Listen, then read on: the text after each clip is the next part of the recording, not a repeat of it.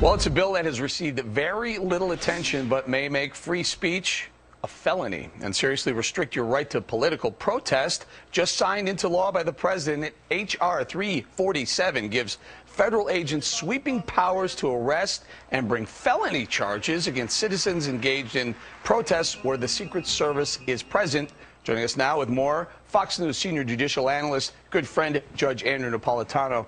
Judge, the thing that jumps out off the page, felony? Yeah, felony means more than a year in jail. This is not like a traffic ticket.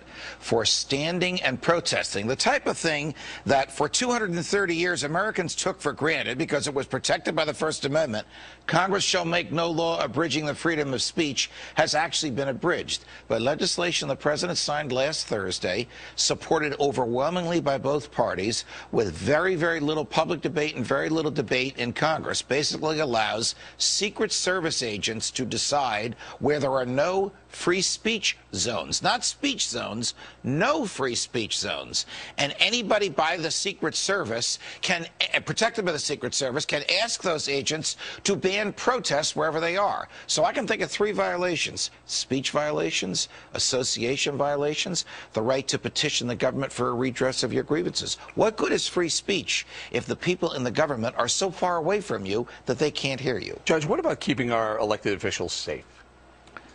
Keeping our elected officials safe is entirely different from insulating them from protest. The fact that the president is going to a hotel up the block should not bar you from standing across the street with a sign or with a bullhorn saying what you think about the president's policies. That is not a threat to him, and it is a part of American history since day one that we have the right to speak freely to, about, and against those in the government. Judge, do you think this is going to be one of those laws that is on the books but not enforced?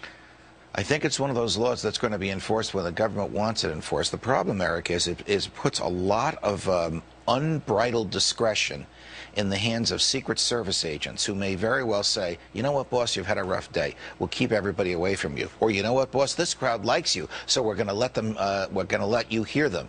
That's suppressing speech on the basis of its content, and that has been expressly prohibited by the First Amendment since day one.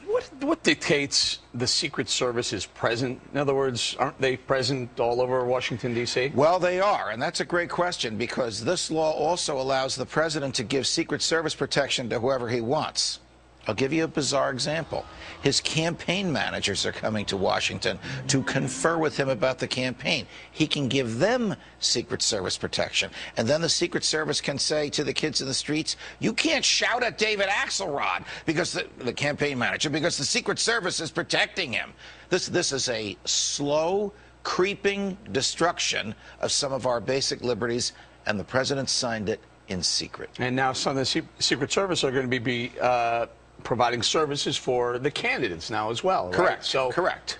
People aren't going to be able to have their opinion about the candidates? If the Secret Service so declares, you won't be able to shout at them. Judge, got to go. The economy's not bad. Sorry about that.